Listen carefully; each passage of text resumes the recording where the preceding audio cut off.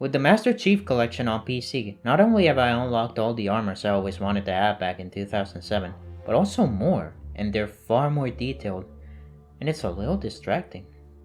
Ever since 343 took over, they've been experimenting what they can and can't implement into a Halo title, mostly Halo 3, and Season 8 is no different. As with every content drop, Season 8 is giving us more fantastic content. The Flood, Elites, and Sentinels are making an appearance in ODST Firefight. A new map is coming for Halo 3, a remake of the map Turf from Halo 2. New colorblind options, and more. But it's one of those more options that I'd like to discuss. Halo 3 got a brand new set of amazing looking armor sets. They're artists unrestrained from the stylistic shackles of the Halo theme to model and texture a brand new slew of armors for Halo 3, befitting a legacy of heroic warriors from centuries past, legends coming to life. And yet, many Halo fans disapprove of their inclusion. How? Why? It all looks so detailed and polished, and it's all for free. In order to add content to an old game with a certain legacy, one must keep in mind 3 pillars. Theme. The gear you're adding should remain thematically consistent with the overall universe of the game, as well as covering the exact same time frame as the game itself. As an example, a soldier in 500 years is very unlikely to be wearing the same equipment that modern soldiers do. Style. The gear you're adding should make stylistic sense with all the previous gear. The difference with theme is that while the theme defines the style, it does not work the other way around. For example, the stylistic language of a Covenant plasma rifle has nothing to do with the stylistic language of a UNSC assault rifle, because while they belong in the same universe and time frame and thus have the same theme, they're 2 takes on 2 different ways to wage war based on 2 different cultures with 2 differing technology levels. Graphical. The gear you're adding should be consistent in the number of polygons and in the texture detail, or you risk it standing out too far among the rest of the armors. With these tools to analyze, let's see why some seasons were successful and some were criticized. Season 5 and 6 introduced some of the armors from Halo Online. In terms of graphical fidelity, the armors have huge amounts of polygons, and yet their textures are very poorly refined, thus contrasting poorly with the base armors of Halo 3.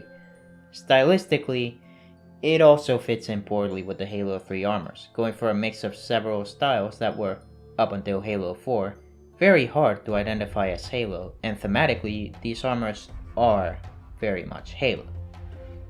Season 6 and 7 introduced ODST and Elite armors respectively, and these seasons were received with mostly overwhelming positivity.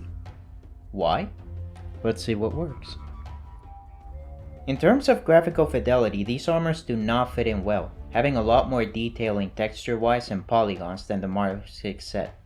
But stylistically, there were more similarities than otherwise between what made these armors Halo 3 armors versus what made them distinct, and so the community cheered for them by and large.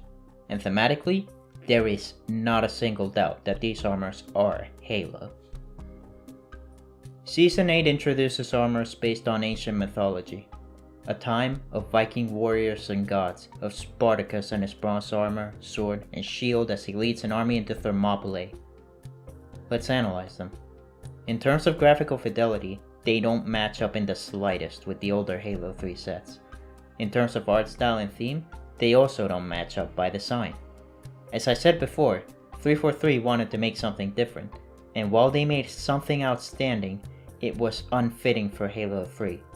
So a lot of the community didn't cheer for them to be added to Halo 3. How do we solve this? There are 2 solutions. First off, we can remodel them. The Halo Online helmets and the new helmets would be far more praised if they looked like they belong in a 2007 game. A notable artist in the Halo community who has been doing good work is Wernisage, remaking the concept art to be more in line with Halo 3's art direction. There was another lesser known artist who just threw in the towel by the name of Storminator54. His concept art is fantastic as well and lesser known. However, by remodeling them to fit a different art style in game, you risk losing what made them unique in the first place, which is too good a point of contention for this solution to ignore. Solution 2. Move these armors to Halo 2 Anniversary multiplayer. This solution is the closest to a definitive solution. Halo 2 Anniversary has almost zero content and 3 sets of armor. The fact that Halo 3 is the game getting all this stuff is, to me, a bit puzzling. H2A not only has a lot of potential as the definitive classic Halo experience, with improved Forge compared to Legacy, but it also has the most detailed art style of any game in the entirety of MCC. To add a cherry on top, there is no nostalgia factor to consider for it. It's mostly just abandonware by this point. Many of these fans will say that there are some easy solutions, but I want to tackle why some of these solutions are either shallow or overvalued. Just use the toggle. The cosmetic toggle for Halo 3, and soon Reach, is an option in the menu that allows you to turn on or off new content at your leisure, letting you hide armors that would otherwise be a bit in your face. This solution was conceived for visor skins and weapon skins, and is a reasonable solution for when those are the only options. The problem is that there are now 51 cosmetic helmets in Halo 3 compared to the original 11, to say nothing of the rest of the gear 343 added in. This toggle assumes that most people only like Bungie era cosmetics and 343 era cosmetics, when in reality, most people like the mix and match to do and would give up a lot of customization upon enabling the toggle, including weapon skins, vehicle skins, and of course, armor. If you don't like it, don't wear it. Okay. Hayabusa. Hayabusa fits into Halo 3 graphically and slightly stylistically, and is a cosmetic referencing another game entirely. Same goes for security. The thing Hayabusa, Security, Haunted, and Mr. Chief have in common is that they're all silly cosmetics awarded for notable things like getting all achievements or collecting all skulls.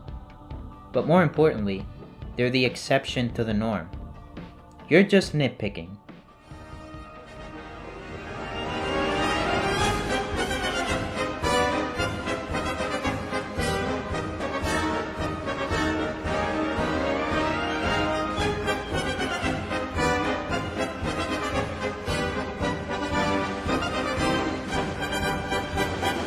So that's our new number 6. Moving on. Remove the armors. No. Just no. The cat's out of the bag, and these armors already have a lot of fans who will rightfully outrage if the keys dangled in front of them just vanished one day. It's free. Stop complaining. Free doesn't automatically mean good though, or immune to criticism. You're entitled. That word doesn't mean what you think it means. Entitled means that someone constantly has unrealistic expectations of something. Asking for Halo 3 armors to look like Halo 3 is the farthest thing from unreasonable. We need more toggles. No, we really don't. The toggle was always a band-aid solution to this problem. We just need 343 to realize that this really isn't the proper way to add value to a 14-year-old game. This stuff gets talked about in meetings. 343 knew how the community would react. It's frightening to think that they unveiled these knowing the community would claw and bear fangs at one another. Thank you for listening, and I hope you have a great day.